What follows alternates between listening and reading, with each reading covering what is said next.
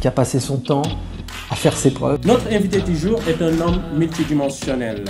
C'est inimaginable aujourd'hui. Je vous présente Christian Kamchon. Franchement, c'est une honte. C'est un homosexuel qui vous le dit. Franchement, lire des histoires dans un groupe de sorcières non binaires devant des enfants, ils comprennent même pas les pauvres. Enfin, moi, franchement, c'est un scandale. Mais face à ce fléau qu'est le wokisme, je me dis que ma tolérance, elle atteint ses limites. Alors, je me permets d'arrêter juste là. C'est assez fort ce qu'on est en train de voir. Donc, juste pour vous mettre dans le contexte, j'espère qu'on aura les images parce que aujourd'hui, il y a toute une censure qui se met en place.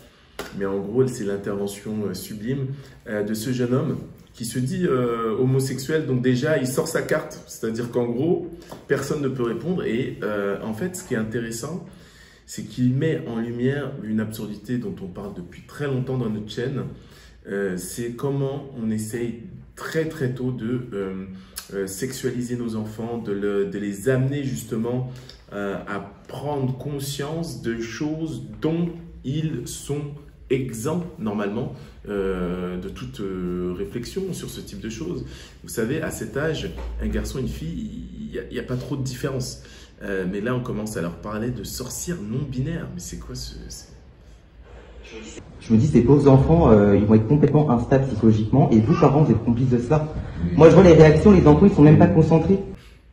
Des trucs de... Hey, il est en train de les prendre en otage et ils sont obligés de se taire. Vous vous imaginez bien, si quelqu'un comme moi, un grand noir, s'était permis ce type d'intervention, mais je serais déjà en prison. J'aurais même pas tenu 2 secondes. Ils seraient tous en train de me jeter des tomates, en train de me dire que voilà, j'ai un esprit un esprit arriéré, conservateur, dominateur, et limite, oui, que je dois retourner dans mon pays. Ils sont en train de partir, où ils pleurent, où ils parlent. Ils écoutent même pas l'histoire.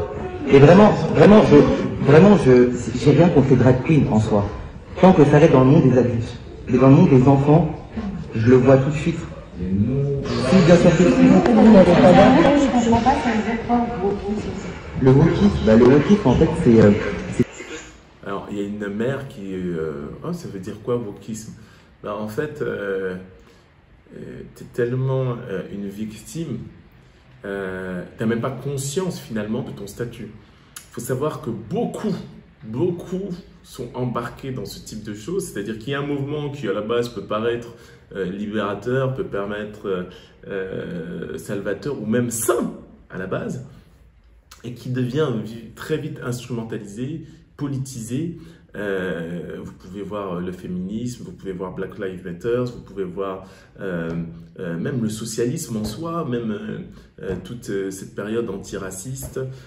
Et puis là, on en a marre, quoi. Et si c'est un homosexuel qui vous le dit, je peux vous dire, ça veut dire que vraiment la coupe est pleine. Tout ce qui est la non-binarité, c'est tout ce qui est... dans les Disney, par exemple, les personnages qui sont remplacés par des personnages autres. Vous n'êtes pas obligé de rester. Oh là, ça commence. Donc vous vous imaginez bien ce qu'on m'aurait sorti à moi. Franchement, vous avez des informations vous voulez vous renseigner sur ce qu'était un club de lecture. Eh bien, mais en fait, il y a d'autres personnes que vous. C'est pas le moment d'avoir ce genre de discussion d'adultes. En tout cas, je tenais juste à dire ça. Mais là, vous l'avez dit, maintenant, on l'a entendu. Oui, non, mais je comprends, mais perturbez pas, les enfants, regardez, ils sont en train de jouer. En fait, ça dure 30 secondes, je vais partir, on va dire ce que j'avais à dire. Ben, ça laisse 30 secondes, vous pouvez partir. Voilà, je vais partir, du coup. En tout cas, bon courage les enfants, vraiment.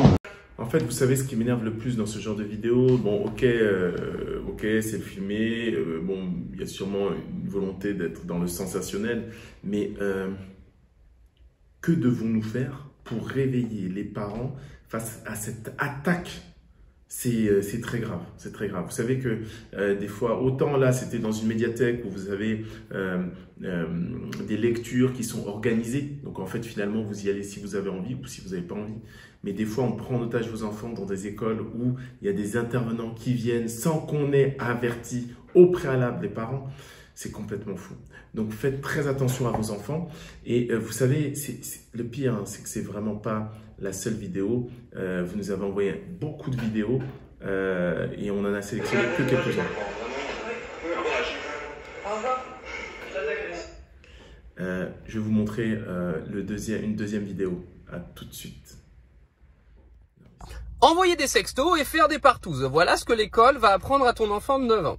De sensibiliser l'enfant dès 9 ans à la liberté de choisir sa ou ses partenaires. Et toujours à 9 ans, reconnaître que les partages de sextos et de photos de nus peuvent être excitants et source de plaisir. Alors, non mais où on va là? Là, je crois rêver en fait. Ne laissez pas vos enfants devant la télé. Ne laissez pas, même devant Internet, je vous assure. Il y a des choses que YouTube tolère. J'ai vu des dessins animés où, voilà, les enfants s'embrassent, ou je suis une fille mais je suis un garçon, ou je te fais des bisous. Mais c'est la folie en fait. C'est la folie. Se sentir libre d'en envoyer dans le consentement. Tout à fait inadmissible, oui. Oui, vous ne rêvez pas, c'est un nouveau manuel sur la sexualité qu'ils vont présenter aux enfants. Mais ils ne s'arrêtent pas là. L'identité sexuelle. Dès 5 ans, prendre conscience que son identité de genre peut correspondre ou ne pas correspondre à celle assignée à la naissance. Dès 9 ans, âge où se produit la grande partie du développement pour les corps mâles et les corps femelles, la notion de transgenre apparaît. Il s'agit... Mais vous savez, des fois on croit rêver. Il y a plus de 10 ans déjà, j'en parlais, il y a plus de 15 ans, vous aviez déjà des histoires à Grenoble où on faisait intervenir des gens avec des jouets bizarres, des nounours sexués, mais des peluches sexuées, mais vous vous rendez même pas compte. Des tests ont été faits au niveau européen et c'est pas du complotisme. Aujourd'hui, les complots d'hier sont notre réalité d'aujourd'hui. Alors quand est-ce que vous allez vous ouvrir les yeux? Alors que doit-on faire pour protéger nos enfants? On est obligé d'avoir un système éducatif parallèle. Et donc là, on nous force finalement à sortir de l'éducation nationale qui n'est même plus nationale, qui est pourrie par des lobbying. C'est vraiment la folie. Restons, par exemple, sur des maths, restons propres, restons... je ne vois pas pourquoi des enfants qui n'ont aucune appétence à connaître même leur identité sexuelle, on vient non seulement leur mettre dans la tête leur sexualité et leur biologie, mais on remet en cause même la biologie en mettant dans leur tête des possibilités qui sont, comment dire, qui sortent de leur insouciance. Donc en fait, non, je ne suis pas d'accord et je sais que beaucoup d'entre vous ne le sont pas. Et aujourd'hui, il n'est plus le temps de se poser des questions, mais vraiment d'agir. Si demain, quelqu'un faisait un parti anti-wokisme, juste anti-wokisme, au vu de la qualité de nos politiques d'aujourd'hui, il devrait être élu. Mais on doit aussi être capable de se rendre compte que finalement, la corruption, elle est à tous les niveaux et peut-être même au niveau du système électoral. Mais on ne peut pas laisser passer des choses comme ça, c'est inadmissible. Il s'agit d'informer l'enfant sur la possibilité de prendre des hormones ou de recourir à des opérations chirurgicales. Il y a évidemment un... Mais ils vont aussi apprendre à ton enfant de 5 ans que ce n'est pas parce qu'il est dans un corps de petit garçon que c'est un petit garçon. Peut-être qu'au fond de lui, il est une petite fille. Moi, je sais pas quand est-ce que ça va s'arrêter, mais je peux vous dire que si demain j'ai un enfant, jamais de la vie je vais le scolariser en France. Alors le problème, il n'est pas qu'en France, en Espagne aussi, il y a des lois de folie. Il faut juste savoir que des études ont été menées concernant tous les enfants qui ont fait des opérations de transformation prépubère. La plupart d'entre eux regrettent et la plupart d'entre eux ont des problèmes psychologiques avec des tentatives de suicide.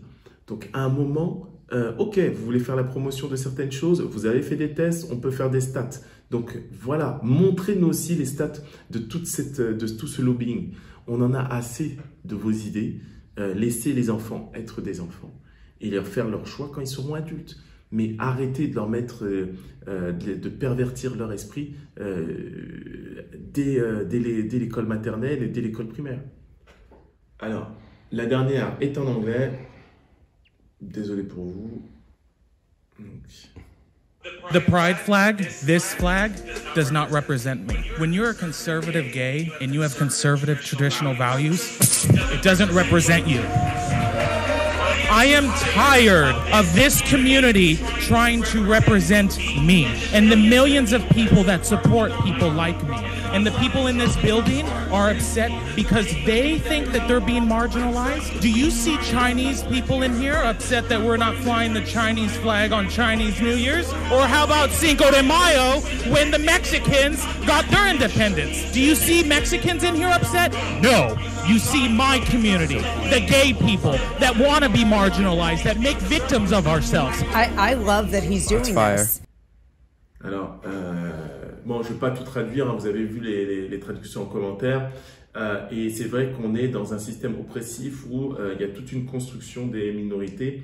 D'ailleurs, je vous invite aussi à vous renseigner sur la source de financement de ce type de minorité, à vous renseigner sur l'histoire du féminisme, qui a financé ce mouvement et pourquoi. Parce que vous êtes bien, des fois vous défendez une cause, mais vous ne voyez pas que derrière cette cause, il y a des... c'est comme une sorte d'échiquier. Derrière ce petit mouvement, il y a une volonté de faire un mat qui va finalement peut-être vous oppresser. Et la plupart du temps, qui va le faire. On s'attaque aujourd'hui beaucoup à la famille, mais on voit bien que beaucoup de gens sont pris en otage par des mouvements qui sont devenus extrémistes. Renseignez-vous, pourquoi on arrive à un tel extrémiste? D'où vient l'argent? D'où vient l'argent en fait? D'où viennent les financements? Et vous verrez que finalement, les enjeux sont beaucoup plus grands. Le combat, il est vertical. À bientôt. Qui a passé son temps à faire ses preuves. Notre invité du jour est un homme multidimensionnel. C'est inimaginable aujourd'hui. Je vous présente Christine Kamchouan.